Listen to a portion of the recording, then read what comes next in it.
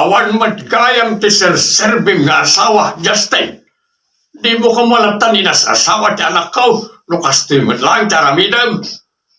Tatang, nagkari ka ide nga iwanam ti anak ko. Isa si papalubos sa akin dinagkalay sa kayo. Impagarup ko no nasayat kang asawa, kung nagbindut at gayam. Ha? Binaybayam ti asawam ken putot mo. Maladingitan ak unay, kaputaawanan ti apukok, binaybay ang ida. Pakawanan lang, tatang. Ikandak pa iti may sagong daway.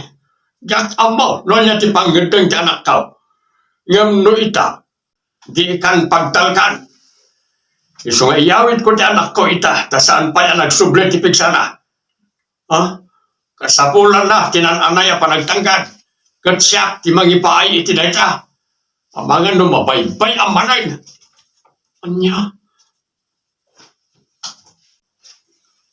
Mama, di na kong kayat niya amya kasarita. Naamiris ko anapatag gayam kanyak. Isuti ay ayatag saan aniditas.